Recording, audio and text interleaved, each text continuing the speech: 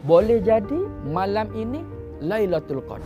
Sebab apa? Sebab kita dah berada pada 10 terakhir daripada bulan Ramadan. Boleh jadi salah satu daripada malam-malam 10 yang terakhir ini adalah malam Lailatul Qadar. Tapi percaya tak? Ramai orang yang terlepas untuk mendapatkan malam Lailatul Qadar. Sebab sibuk nak sambut hari raya. Sibuk nak pergi shopping, membeli melah pada malam-malam 10 terakhir ini. Sehingga terlepas malam Lailatul Qadar. Jadi inilah yang merugikan kita sebenarnya. Tahun depan belum tentu kita dapat Lailatul Qadar. Sedangkan Lailatul Qadar itu hanya dianugerahkan untuk kita umat Nabi Muhammad sallallahu alaihi wasallam, tetapi kita tidak berusaha bersungguh-sungguh untuk mendapatkannya. Orang yang tidak ada usaha untuk mendapatkan Lailatul Qadar, Allah Taala tak bagi kepada dia Lailatul Qadar. Sebab Lailatul Qadar itu adalah rezeki daripada Allah Subhanahu wa taala. Kata Nabi sallallahu alaihi wasallam, carilah Lailatul Qadar pada 10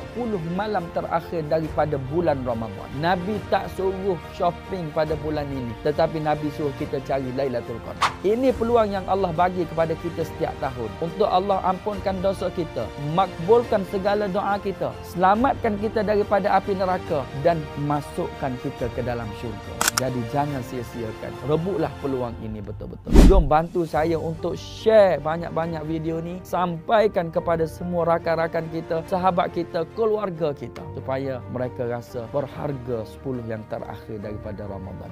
Nak berilmu, ingat Ustaz Kembar Hafal.